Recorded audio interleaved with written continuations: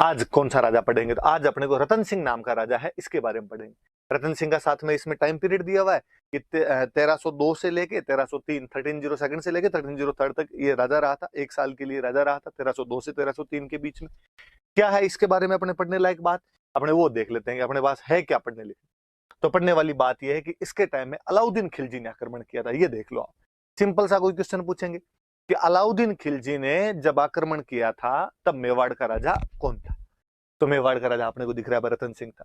अब वही बातें कि अलाउद्दीन खिलजी का आक्रमण कब हुआ, उस आक्रमण के क्या कारण थे, उस आक्रमण के क्या परिणाम निकले थे, क्या कॉन्सिक्वेंस हुए उसके, क्या कोजेज रहे थे, उन सब के बारे में अपने देख लेंगे कि क्या क्या बातें हैं, क्या क्या बातें नहीं। तो ये कुल मिला के आपने तो यहां तो इतना ही देखना है कि राजा कौन सा है, बाकी बातें मैं बता दूंगा। तो राजा तो कौन सा? तो राजा है अपना रतन सिंह। इसके बारे में, इसके टाइम की सबसे बड़ी घटना तो अलाउद्दीन खिलजी का आक्रमण। अलाउद्दीन खिलजी एक दिल्ली का सुल्तान है, वो आक्रमण कर रहा है। और इसके क्या क्या पढ़ने अपने को, एक तो इसके कारण पढ़ने और एक इसके क्या पढ़ने अपने को, कॉन्सिक्वेंस पढ़ने। बस ये बातें इतनी देख लो अपने। अब आप आगे देखो, मैं पढ़ा मत देता हूँ, समझा दूंगा मैं आपको ढंग से। नोट्स में आपके सब लिखा हुआ होगा, वहां से आप और टैली कर लेना। अब चलो अपने पढ़ते हैं। देखो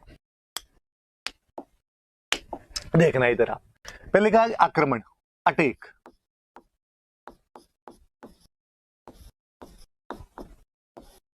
किसने किया? तो हमने वापस लिख रखा है कि अलाउद्दीन खिलजी। अलाउद्दीन खिलजी नाम का एक राजा था और उसने अटैक किया। कब किया? अभी ये याद रखने वाली बात है, 1303। ये याद कर लेना, कोई क्वेश्चन यहां से बना लेगा कि अलाउद्दीन खिलजी ने चित्तौड़ पर आक्रमण कब किया था? तो 1303 में आक्रमण किया था। उस टाइम राजा कौन था? तो उस टाइम राजा रतन सिंह। स्वाभाविक सी बात है, कोई आक्रमण होगा तो उस आक्रमण के कुछ कारण होंगे। तो अलाउद्दीन खिलजी ने भी आक्रमण क्यों कर दिया? अपने इसके कोजेज देख लेते हैं, रीजंस देख लेते हैं इसके कि क्या कोजेज रहे होंगे इसके। देखो, एक तो स्वाभाविक सा, एक सिंपल सा कारण होता है कि कोई भी एक राजा दूसरे राजा पे अटैक क्यों करेगा। इसका कारण ये कि कोई भी राजा अपने साम्राज्य का विस्तार करना चाहता है। सब में एम्बिशंस होते हैं कि वो जो अपना एम्पायर है उसको बढ़ाए, उसका और विस्तार करे, उसका एक्सपांशन करे।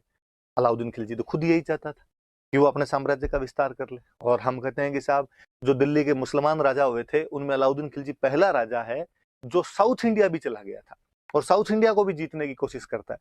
तो आप देख लो, जो इतना साम्राज्यवादी राजा होगा, इतना ज्यादा एम्पेरियलिस्टिक पॉलिसी जो अपनाएगा, क्या वो दिल्ली के पास में राजस्थान को जीतने का प्रयास नहीं करेगा? ऑब्वियस सी बात है, करेगा। तो एक कारण तो ये था कि अलाउद्दीन खिलजी जो है, उसकी जो साम्राज्यवादी नीति थी, उसकी जो एम्पेरियलिस्टिक नीति थी,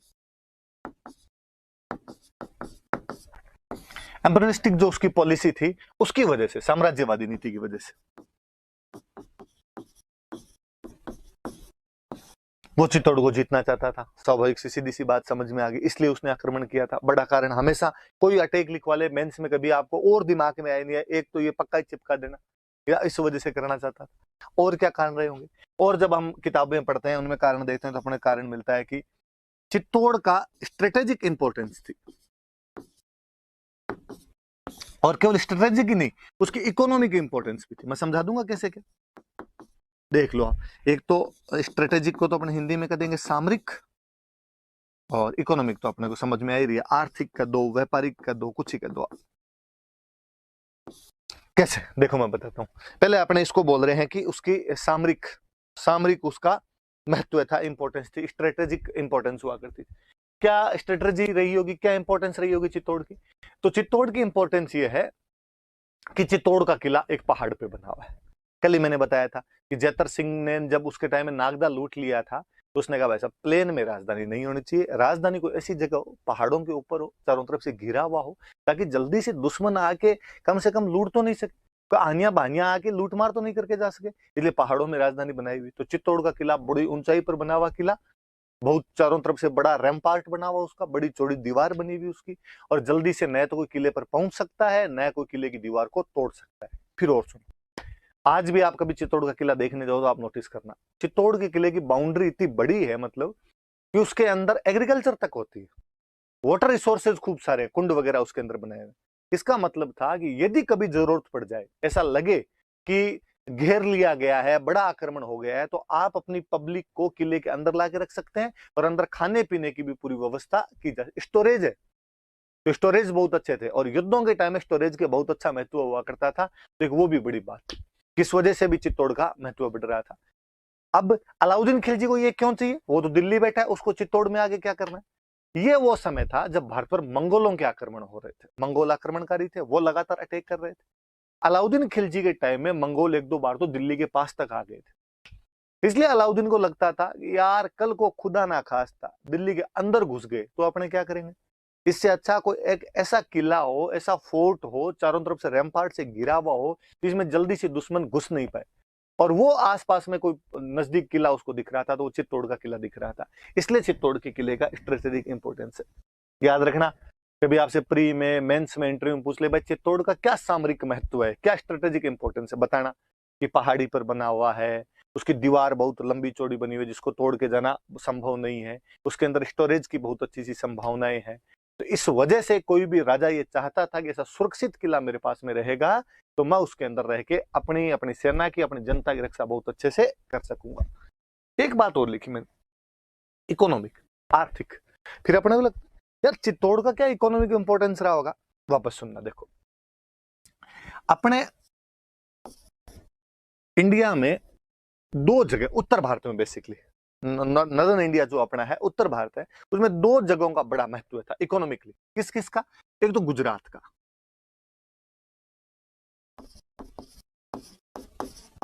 गुजरात का ऊपर वाला, ये मान लो इतना वाला पोर्शन, गुजरात वाला पोर्शन। और एक जगह जो थी ये अपना इधर वाला राजस्थान कर लो, तो एक जगह अपने राजस्थान की लगती हुई मालवा। इन दो जगह का बहुत इंपॉर्टेंस हुआ करता था, एक तो गुजरात का और एक मालवा का। मालवा कहां पे आता है, एमपी, अपने मेवाड़ के टच करता हुआ जो एमपी का पोर्शन है उसको हम मालवा बोलते हैं। कभी आपने कोई डिस्ट्रिक्ट के नाम सुने, देखो मंदसौर, उज्जैन, रतलाम, नीमच, ये वाला जो इलाका इसको अपने क्या बोलते हैं, मालवा।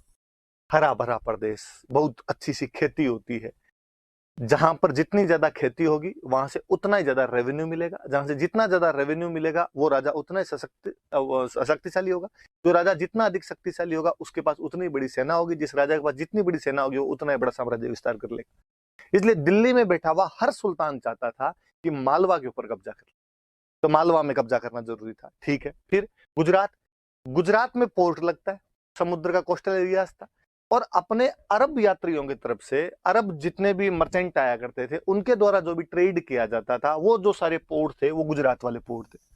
इसलिए जिसके पास गुजरात वाले पोर्ट रहेंगे वो अरबों से, अरब जो मर्चेंट है उनके साथ व्यापार बहुत ढंग से कर पाए।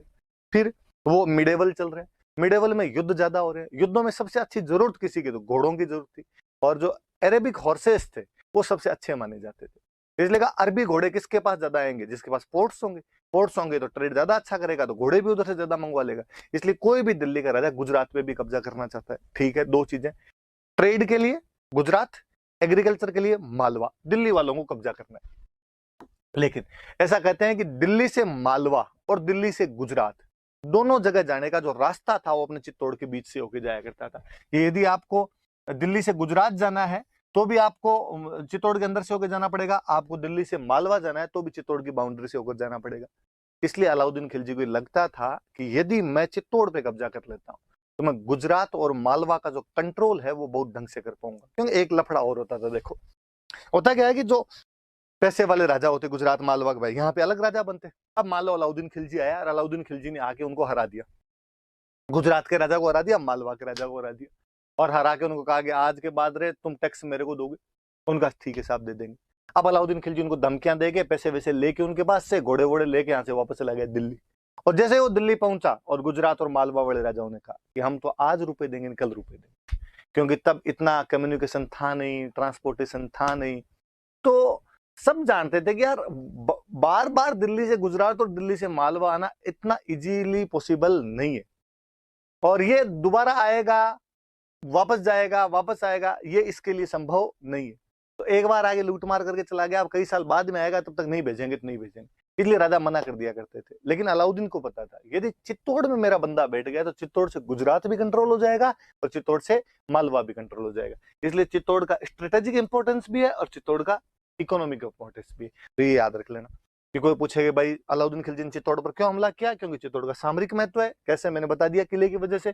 इकोनॉमिक क्यों है, क्योंकि दिल्ली से गुजरात और दिल्ली से मालवा वाला जो रास्ता है वो कहां से होकर गुजरता था। आप मेवाड़ को तो मेवाड़ का दो, चित्तौड़ को तो चित्तौड़ का दो।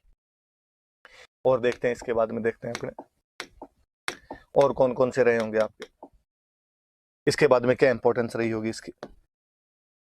और अब देखो, मैंने एक बात बताई आपको कि दिल्ली से गुजरात जब जाते हैं तो रास्ता अपने मेवाड़ के अंदर से होकर जाता था। 1299 के आसपास में यही अलाउद्दीन खिलजी गुजरात पर अटैक करने के लिए जा रहे हैं। दिल्ली से गुजरात जाएंगे तो रास्ते में क्या आएगा, मेवाड़। और मेवाड़ के अपने राजा हुआ करते थे समर सिंह। ये जो हम रतन सिंह पढ़ रहे हैं इसके पापा समर सिंह एक राजा हुआ करता था। और अब आप किसी के घर के अंदर से निकलोगे तो उससे रास्ता तो मांगना पड़ेगा। गांव में चाचा जी के खेत से निकलते तो भी रास्ता मांगना पड़ता है। और अलाउद्दीन ने समर सिंह को कहा, समर सिंह जी मेरे को यार गुजरात जाना है, आपके घर के अंदर से होके जाना है, प्लीज थोड़ा रास्ता दे दो। समर सिंह ने कहा भाई साहब रास्ता दे देंगे लेकिन टोल टैक्स लगेगा। रास्ते का कर लगता है, आप कहीं जा रहे हो तो बीच में टोल बने होते हैं। तो उसने कहा मेरी जगह से जाओगे तो आपको टोल देना पड़ेगा, रास्ते का कर देना पड़ेगा, मार्ग कर देना पड़ेगा आपको। अलाउद्दीन ने कहा यार स्टाफ तो चलाओ कम से कम, आप राजा हो मैं राजा हूं, ये तो मतलब यार मैं आपको थोड़ी छेड़ रहा हूं कोई। उसने कहा कि नहीं ये तो आपको देना ही पड़ेगा। अलाउद्दीन खिलजी ने कहा ठीक है मैं एक बार दे जाऊंगा, मैं फंसा हुआ हूं, मेरे गुजरात जाना जरूरी है, पर वापस आते टाइम तेरे को मारूंगा मैं। उसने कहा वापस आते टाइम किसने देखी रहे, जो करेंगे वो करेंगे, अभी तो तू एक बार दे के जा। बेचारा अलाउद्दीन खिलजी समर सिंह को टैक्स देके गया वहां पे। समर सिंह ने गुजरात जाते समय अलाउद्दीन खिलजी से टैक्स ले लिया। अलाउद्दीन खिलजी तो गुजरात लूट लाट के वापस चला गया और वो तो शायद इस बात को भूल भी जाता। पर होता क्या है जी, आपके जो आस पड़ोसी होते हैं वो कई घटनाओं को भूलने नहीं देते। अब जो अलाउद्दीन खिलजी के आसपास वाले थे वो अलाउद्दीन खिलजी को छेड़ते। दरबार लगा हुआ अलाउद्दीन खिलजी का, कोई सामने दरबारी बैठे। अलाउद्दीन खिलजी कभी कहे कि मैंने पूरा हिंदुस्तान जीत लिया है, मैं सिकंदर दूसरा सिकंदर हूं, वैसे सिकंदर ने दुनिया जीती थी, मैं दुनिया जीत लूंगा। और आगे जो बैठे हुए तो एक दूसरे की तरफ देख के आंखों आंखों में इशारे करके हंसते। अलाउद्दीन कहते क्या हो रहा है, किस बात पे हंस रहे हो? नहीं नहीं क्या, मैं तो यूं ही किसी बात पे हंसी आ गई थी। नहीं नहीं बताओ क्या बात है? ना ना कोई पुरानी बात याद आई थी। कौन सी पुरानी बात?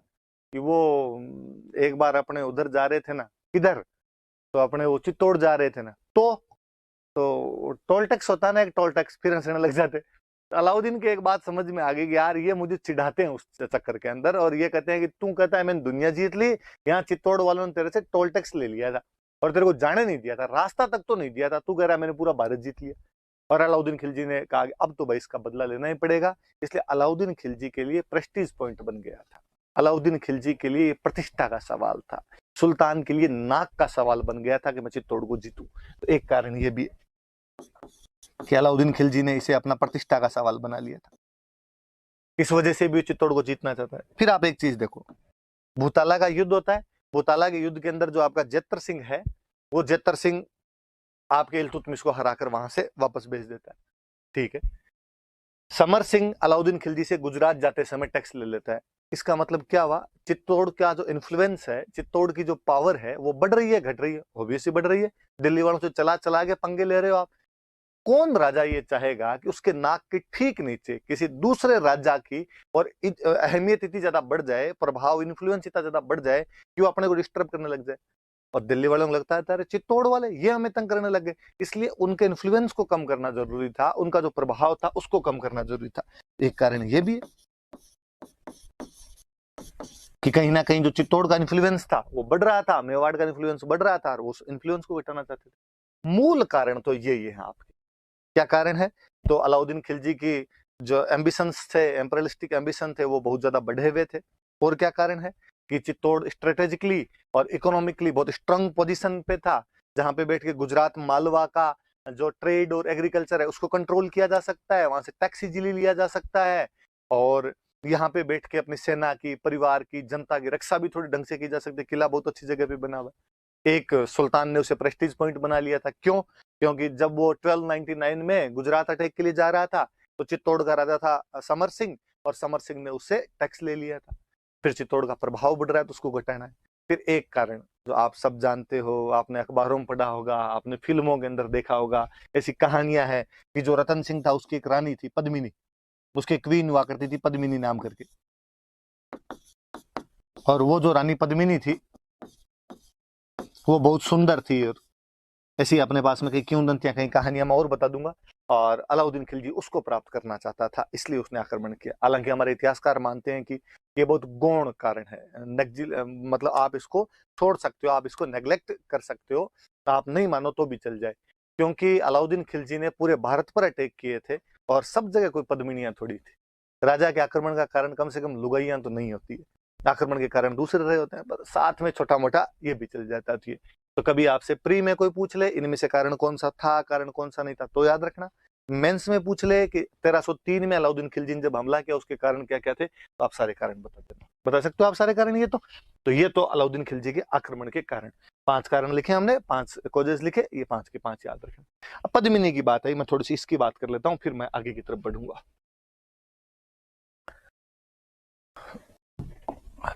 आगे बढ़ते हैं। देखो कारण बता दिया हमने, अब कहानियां किंवदंतियां अपने कुछ ऐसी है कि पद्मिनी सिंहल द्वीप की राजकुमारी थी, सिंहल आइलैंड की राजकुमारी थी, यहाँ की प्रिंसेस थी। कहा गया कि साहब सिंहल द्वीप कहां पे, तो आज का जो श्रीलंका है,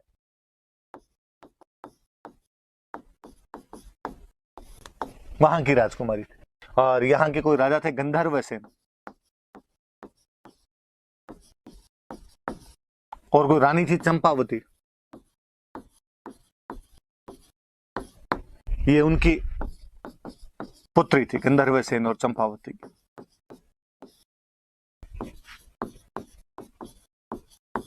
फिर ऐसी कहानियां हैं कि यहाँ पे राजा रतन सिंह के पास में एक तोता आया, यार तोते के नाम तक वो अपने वाले तो और बता देते हैं कि हीरामन तोता था। उस तोते ने आके रतन सिंह जी को बताया कि रतन सिंह जी यहाँ से 7 समंदर पार एक इतनी सुंदर राजकुमारी रहती है। और रतन सिंह जी उसके पीछे पीछे और चले गए, और कहते कई सालों तक वहां पे भटकते रहे। सिंहल द्वीप के राजा के उस घर में उसको घुसने का मौका नहीं मिला। फाइनली जो पैसे वैसे खत्म हो गए तो वहां जोगी वोगी का भेष और बना लिया। एक दिन राजा ने उनको देख लिया, गंधर्व सेन जो राजा था उसने ही देखा। उसने कहा कि यार जेंटलमैन, तुम शक्ल से यार सन्यासी लगते तो नहीं, इस उम्र में जोग धारण करने का क्या कारण रहा। तो उसने कहा सर आपने एकदम सटीक पहचाना, मैं तो ऐसे ऐसे करके मेवाड़ का राजकुमार हूँ। मेवाड़ को कौन नहीं जाने, मेवाड़ की ख्याति थी। और सिंहल द्वीप के राजा ने भी कहा क्या बात करते हो आप, मेवाड़ के राजा हो, फिर ऐसे क्यों भटक रहे हो, क्या कारण है इसका मुझे बताओ। और उसने मुस्कुरा कहा साहब कारण तो आपके महलों के अंदर ही मौजूद है, क्या बात करते हो। और उसने पूरी बात बताई कि साहब ऐसे ऐसे मैं तो पद्मिनी से शादी करने के लिए आया था। श्रीलंका के राजा की क्या औकात कि मेवाड़ के राजकुमार को मना करे। हमारे भारत का नक्शा जब लेके आते हैं, भारत का जब मैप लेके आते हैं, तो श्रीलंका का मैप फ्री के अंदर आ जाता है। तो उसने कहा साहब धन घड़ी धन भाग, आप मेरे राजकुमारी से शादी करना चाहते हो। और उसने कहते पद्मिनी से शादी कर दी।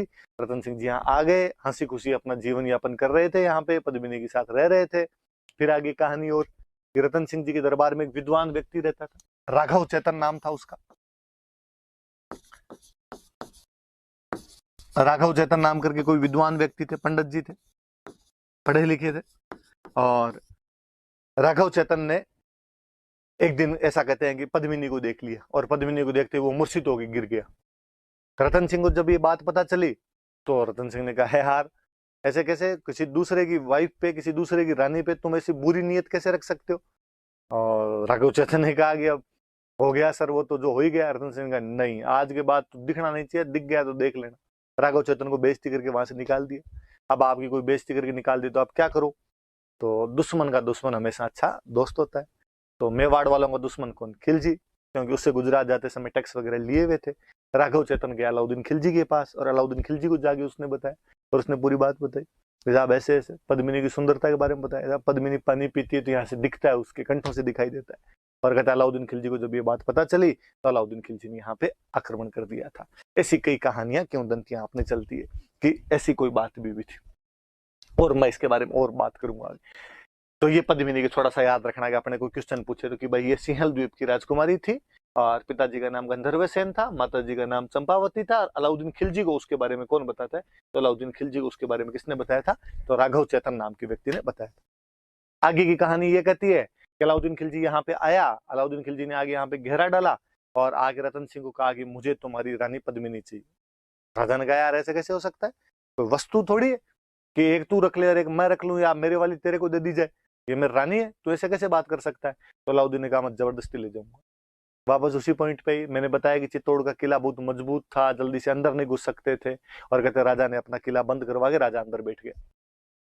अलाउद्दीन खिलजी को लगा कि यार अंदर घुस ही नहीं पाएंगे, तो फिर उसने एक जाल फेंका और उसने कहा कि चलो मैं आपसे संधि करने के लिए तैयार हूं, जो हो गई वो तो बात हो गई, और अपने आप नई लड़ाई करेंगे। और कहते हैं कि अलाउद्दीन खिलजी को संधि के लिए बुलाया गया, खाने के लिए बुलाया गया। वहां अलाउद्दीन खिलजी बैठा हुआ था और उसके सामने एक शीशा लगा हुआ था, नीचे एक पौंड बना हुआ था, तालाब बना हुआ था। पद्मिनी उस शीशे के जैसे आगे आई, उसकी जो प्रति छाया थी, उसकी जो छाया दिखाई देती है, प्रतिकृति दिखाई देती है, वो तालाब के अंदर दिखाई देती। और अलाउद्दीन खिलजी उसको देख के यूं बड़ा मोहित होता है। कहते हैं जब वापस अलाउद्दीन खिलजी जा रहा था तो रतन सिंह उसको सी ऑफ करने के लिए नीचे तक गया, उसको लगा अब तो संधि हो ही गई। और नीचे जाते अलाउद्दीन खिलजी बड़ा घाघ आदमी था, जगीरा की तरह कमीनापन कूट कूट के भरा हुआ था उस आदमी, और उसने रतन सिंह को गिरफ्तार कर लिया। और उसने कहा कि जब तक मेरे पास पद्मिनी नहीं आएगी तब तक रतन सिंह को नहीं छोड़ा जाएगा। पद्मिनी के लेंगे, पद्मिनी जितनी सुंदर थी उतनी बुद्धिमान महिला थी। और ऐसा कहा जाता है कि पद्मिनी के एक भैया थे और उन भैया का नाम था गोरा। एक पद्मिनी का भतीजा था और उस भतीजे का नाम था बादल। दोनों आपस में भी काका भतीजा थे। पद्मिनी ने इनको बुलाया, इनको बुला के समझाई कि ये बात है, क्या किया जाना चाहिए। इन्होंने प्लानिंग की और प्लानिंग करके कहा कि ठीक है। अलाउद्दीन के पास मैसेज करवाया, अलाउद्दीन के पास मैसेज करके आगे पद्मिनी तुम्हारे पास आने के लिए तैयार है, पर पद्मिनी अकेली नहीं आएगी, उसके साथ में उसकी दासियां भी आएगी। उसने कहा कोई नहीं, ठीक है, आप तो भेज दो, दासियों को भी भेज दो। तो कहते हैं कि पद्मिनी जब जा रही थी तो रानी हमेशा पालकी के अंदर बैठ के जाती, 4 जने उठाते, वो कहार उठाने वाले होते, तो वो आगे की पालकी में तो पद्मिनी को बिठाया, पीछे की पालकी में जिनमें महिलाओं को बिठाना था उनके अंदर सारे के सारे शस्त्रधारी योद्धा बिठा दिए, सोल्जर्स बिठा दिए। वहां गए और नजदीक जाके वापस का कि पद्मिनी अंतिम बार रतन सिंह से मिलना चाहती। अलाउद्दीन ने कहा मिला दो यार, कैंप पड़ा कहीं पे साइड में, मिला दिया जाए इसको। और कहते हैं कि पद्मिनी वहां जब रतन सिंह के पास पहुंचे तो पद्मिनी जितनी सुंदर थे, जितनी बुद्धिमान थे, उतनी वीर महिला और थी। और उसने आसपास जो 5-7 बॉडीगार्ड खड़े थे उनको मार दिया और रतन सिंह को लेकर वहां से भाग गई। जब तक अलाउद्दीन खिलजी को ये समझ में आता कि हमारे साथ में धोखा हुआ है, वो लड़ने के लिए तैयार होते, इधर गोरा और बादल अपनी सेना लेके तैयार खड़े थे। कहते हैं गोरा और बादल उनके साथ लड़ाई करते हैं। गोरा तो उस लड़ाई में काम आ जाता है, वीर गति को प्राप्त हो जाता है, शहीद हो जाता है। बादल सेना को लेके वापस आ जाता है, किले के अंदर घुस जाते हैं। अब अलाउद्दीन को बड़ा गुस्सा है। अलाउद्दीन ने कहा हाँ हाँ ठीक किया आपने, तो रतन सिंह को लेके और चले गए, और आपने कहा अब तो मैं तुम्हें मार के जाऊंगा यहाँ से। और उसने कहते 8 महीने का घेरा डाल दिया था चित्तौड़ किले के बाहर। अब जब इतना लंबा घेरा चला तो किले के अंदर का अनाज और पानी समाप्त होने लग गया था, जो स्टोरेज थे वो खत्म होने लग गए थे। अपने यहाँ पे राजपूत राजाओं में एक और बड़ा जोरदार सी विशेषता हुआ करती थी कि जब भी किले का स्टोरेज खत्म हो जाए, जब भी फोर्ट का अन्न पानी समाप्त हो जाए, तो एक टर्म होती है साका। उस समय जो युद्ध किए जाते थे उन युद्धों को बोलते थे साका। अब कहा गया कि भाई अब 2 चीजें देखो। पहली बात तो ये कि ऐसा कब किया जाता, ये किले के अंदर बंद करने वाली व्यवस्था कब आती, जब ये लगता है कि दुश्मन की सेना बहुत बड़ी है, अपनी सेना कमजोर है, सीधी सीधी लड़ाई के अंदर डायरेक्ट यदि फाइट करेंगे तो उसके अंदर जीत नहीं पाएंगे। तो होता ये था कि दिल्ली वालों की फौज आ जाती थी 30,000 की, और इधर किले के अंदर कितने फौजी है, इधर फौजी बैठे 3,000 5,000 ऐसे फौजी बैठे। लगता है यार नहीं पार पड़ेगी, किले के गेट करो बंद, कितने दिन तक बाहर बैठे रहेंगे, जाना ही पड़ेगा। और ज्यादातर मामलों में होता था कि बाहर वाला बाहर से चला ही जाता। तो दिल्ली छोड़ के चित्तौड़ में रहना कई दिनों तक संभव नहीं हो पाएगा, आप अपनी कैपिटल को छोड़ के ज्यादा दिन तक दूर नहीं रह सकते। पर कई बार ऐसा होता है कि अगला रह जाता, अगले की पार पड़ जाती। अलाउद्दीन खिलजी 8 महीने रह गया। अब क्या किया जाए, तो अब का किले का तो पानी भी खत्म हो गया, किले का तो अनाज भी खत्म हो गया, भूखे मरेंगे। तो भूखे मरेंगे इससे अच्छा लड़के ही मतलब, तो लड़के मरेंगे तो अपने तो 3,000 है, सामने वाले 30,000 बैठे हैं, तो अपने तो मर जाएंगे, और अपने मर जाएंगे तो महिलाओं को और बच्चों को ये सब उठा के ले जाएंगे। का तो इसका एक तरीका किया जाए, अब अपने तो मरेंगे, परिवार की रक्षा के लिए क्या किया जाए, महिलाओं की रक्षा के लिए क्या किया जाए। तो जो महिलाएं हुआ करती थी वो खुद ही कहती तुम हमारी चिंता मत करो, हम जोहर कर लेंगे। एक टाइम है, वापस सुनना, जोहर क्या होगा साहब जोहर के अंदर। तो महिलाएं जितनी भी हुआ करती थी वो अग्नि जलाती, और अग्नि के अंदर महिलाएं बैठ जाया करती थी, अपनी जीवन लीला समाप्त कर लिया करती थी, ताकि वो जो सोल्जर है उनको परिवार की कोई चिंता नहीं रहे। अब वो लड़े मरे, और अब वो जो सोल्जर होते थे, जब परिवार समाप्ति हो गया तो बंदे में और गुस्सा होता था, वैसे ही दुश्मन के खिलाफ लड़ने का गुस्सा हुआ करता था। अब वो केसरिये कपड़े पहनते और केसरी कपड़े पहन के बाहर लड़ने के लिए जाते। अब उनके जीवन का एकमात्र उद्देश्य अधिकाधिक संख्या में दुश्मन को मारना था, ज्यादा से ज्यादा, जितने ज्यादा हो सके उतने दुश्मन को मारना था, और मुंड पे टूट के पड़ता और वहां पे लड़ते हुए वीरगति को प्राप्त हो जाया करते थे। क्योंकि केसरिये कपड़े पहन के जाते थे, इसलिए उस टाइम को बोलते थे केसरिया। तो दो चीजें हो गई, एक तो हो गया जौहर और एक हो गया केसरिया, और इन दोनों की जो कंबाइंड फॉर्म होती थी उस कंबाइंड फॉर्म को बोलते थे साका। तो याद रखना, कभी कोई पूछ ले कि साके में दो चीजें क्या क्या होती है, तो एक तो होता है जौहर, एक होता है केसरिया। अब अगला सवाल पूछेगा, जौहर कौन करता है, केसरिया कौन करता है? तो जौहर किया जाता है महिलाओं के द्वारा, फीमेल, और केसरिया किया जाता है पुरुषों के द्वारा। और इन दोनों को मिला के क्या बोलते हैं? तो यहाँ पे जौहर किसने किया होगा? तो महिला कौन? तो रानी पद्मिनी। तो कहते हैं रानी पद्मिनी ने अपनी 1600 अन्य रानियों के साथ में, 1600 अन्य महिलाओं के साथ में जौहर किया था। केसरिया किसने किया? तो केसरिया करने वाले रतन सिंह, राजा रतन सिंह और उनके सेनापति, क्योंकि गोरान तो पहले शहीद हो गए थे, तो ये बादल अनजीते लोग बचे हुए थे, इन सब ने मिलकर बाद में केसरिया कर लिया। कई कहानियों में आता है कि नहीं, गोरा भी वापस आ गया था और गोरा बादल साथ में लड़ते हुए शहीद हुए थे, पर कुल मिला के सारे अलाउद्दीन खिलजी वाली उस लड़ाई के अंदर ही काम आ गए थे, उसके अंदर शहीद हो गए थे। तो ये चीज याद रखना। अब इसके लिए कहते हैं कि ये जो पद्मिनी और रतन सिंह वाला जो हुआ था, ये चित्तौड़ का पहला साका है। पहली बार चित्तौड़ के अंदर ये वाली जो प्रक्रिया, फायर बाथ वाली जो जौहर वाली प्रक्रिया थी, साके वाली जो प्रक्रिया थी, ये पहली बार इसी टाइम अपनाई गई थी। कब हुआ? तो बाकायदा तारीख है 25 अगस्त 1303।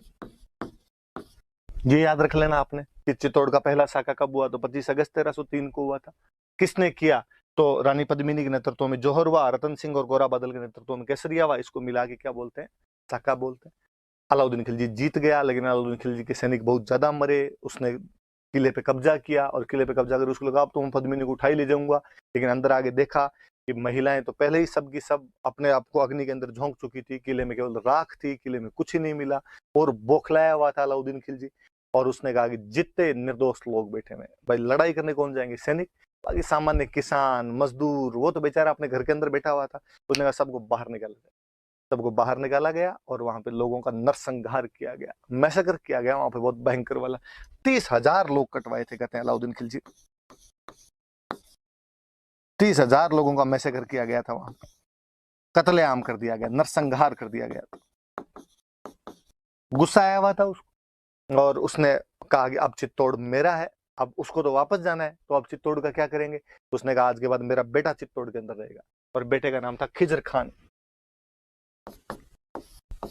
ये याद रखना। और उसके बेटे का नाम खिजर खान था, इसलिए कहा कि अब चित्तौड़ को मैंने बर्बाद कर दिया, लेकिन खिजर खान यहाँ पे रहेगा, और खिजर खान इस चित्तौड़ को वापस आबाद करेगा। खिजर खान आबाद करेगा, इसलिए इसका नाम बदलकर उसने किया खिजराबाद। ये याद रख लेना कि अलाउद्दीन खिलजी ने चित्तौड़ का नाम बदलकर क्या कर दिया था? तो अलाउद्दीन खिलजी ने चित्तौड़ का नाम बदलकर क्या कर दिया था? खिजराबाद कर दिया था। एविडेंस है कोई अपने पास में? हाँ, अपने पास में एविडेंस भी मिलता है। 1325 के आसपास की एक अभिलेख मिला है, एक इंस्क्रिप्शन मिला है। चित्तौड़ के अंदर एक दरगाह है, दाहिबी पीर की दरगाह। दरगाह तो समझते हो, मुस्लिम जो संत वगैरह हुआ करते थे, पीर मतलब संत हो गए, उनका जो पूजा का स्थान होता, उनका जो रहने का स्थान होता था, उसको दरगाह बोलते थे। एक दाहिबी पीर की दरगाह है, और वहां का एक इंस्क्रिप्शन मिला है। मुस्लिमों के इंस्क्रिप्शन होते तो वो ज्यादातर पर्शियन लैंग्वेज में होते, फारसी में होते, तो एक पर्शियन इंस्क्रिप्शन मिला है, और उसके अंदर चित्तौड़ का नाम अपने को खिजराबाद मिलता है। तो खिजर खान को दे के गया, इसलिए उसने चित्तौड़ का नाम बदलकर क्या कर दिया था? खिजराबाद उसने नाम कर दिया था। तो इस साके वाली बात, ये सब बातें याद रखना। अब यहाँ पे खिजर खान रहता है, कई साल तक खिजर खान रहता है। 1303 के आसपास देके चला गया था, और लगभग 1312 के आसपास तक, 9 साल के आसपास तक, या 9-10 साल तक यहाँ पे खिजर खान ने शासन किया था उसका। अब जब इतने साल तक रहेगा, कुछ ना कुछ वो भी काम करवाएगा, तो खिजर खान ने कई काम करवाए थे। ये वापस देख लेना, थोड़ी सी बातें आप साके वाली, ये सब चीजें समझ लेना। हालांकि आपके नोट्स में लिखी हुई है, वहां पर और पल्ले पड़ जाएगी, लेकिन फिर भी याद रखना साका क्या होता है, कैसे किया गया था। मैंने कहानी आपको बता दी। अब जब खिजर खान यहाँ रहा, तो खिजर खान ने क्या क्या किया वो देखते हैं अपने। देखो, खिजर खान को देके चले गए साहब, और नाम क्या कर गए इसका? खिजराबाद। और ये जानकारी अपने को कहां पे मिलती है? तो दाहिबी पीर की दरगाह।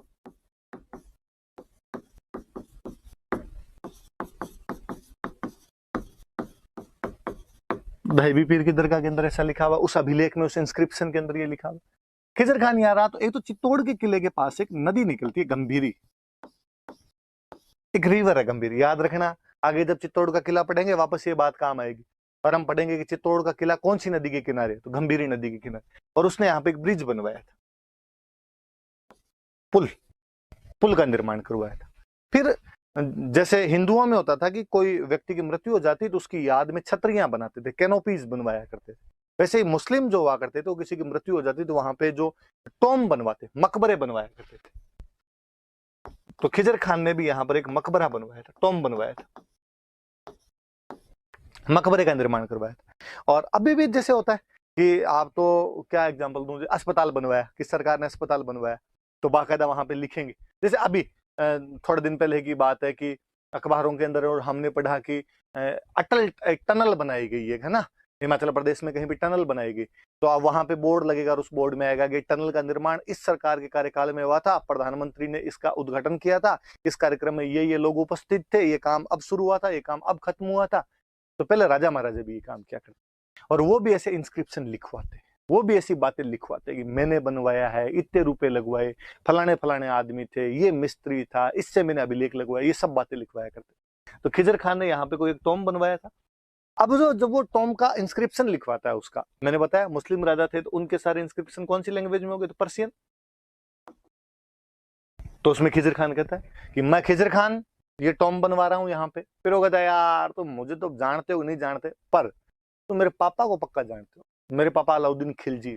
फिर वो अलाउद्दीन खिलजी खूब सारी तारीफें करता है, और अलाउद्दीन खिलजी के लिए कहता है, अपने पापा के लिए कहता है कि वो सेकंड सिकंदर है,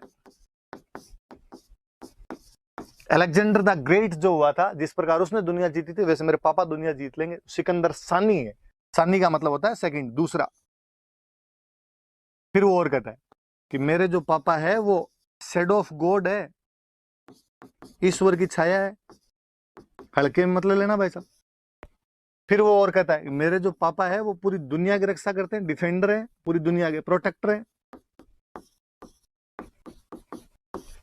अब आपसे कोई पूछ ले कि राजस्थान पे कौन से एक इंस्क्रिप्शन से, कौन से स्थान के इंस्क्रिप्शन से अलाउद्दीन खिलजी को second Sikandar, shadow of God या डिवाइन शेडो और प्रोटेक्टर ऑफ वर्ल्ड कहा गया, डिफेंडर ऑफ वर्ल्ड कहा गया, तो याद रखना चित्तौड़ में का भी लेख। अब अपने दिमाग में सब, चित्तौड़ में तो अलाउद्दीन खिलजी मरवा गया था लोगों को, चित्तौड़ में तो 30,000 बेकसूरों को कटवा के चला गया था, वहां पर उसके बारे में अभिलेख क्यों होगा? चित्तौड़ वाले राजाओं से तो उसकी बनती नहीं थी। तो उसका रीजन अपने पास ये याद रखना कि उसका बेटा था खिजर खान, उसने यहाँ पे 9-10 साल शासन किया था, और उसके चक्कर में वो जब लिखवाएगा तो बाप की तारीफें तो बेटा तो करेगा अपने आप। फिर मेरी कल वाली बात पे वापस जाना, मैंने बताया था कि राजा अपने आप को भगवान से जोड़ दिया करते थे। ये देख लो, संसार की रक्षा भगवान करता है, पर अभिलेख कहता है अलाउद्दीन खिलजी कर रहा है। ईश्वर की छाया तक बताया हुआ उसके अंदर। तो खिजर खान के 2 काम याद रखना आपने, एक तो गंभीरी नदी पर उसने पुल बनवाया था, और एक उसने मकबरा बनवाया था। मकबरे में एक इंस्क्रिप्शन है, वो पर्शियन लैंग्वेज का, और उसमें अलाउद्दीन खिलजी की ये तारीफें की हुई है।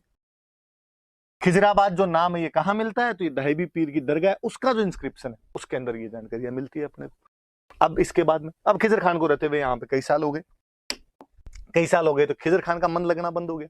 खिजर खान का मन लगना बंद हुआ तो उसने अलाउद्दीन के पास मैसेज भेजा कि डैडी अब कई दिन हो गए यार, इधर अब मन नहीं लगता अपना। तो अलाउद्दीन ने कहा तू वापस आ जा। तो उसने कहा चित्तौड़ का क्या किया जाए? तो उसने कहा मैं बंदा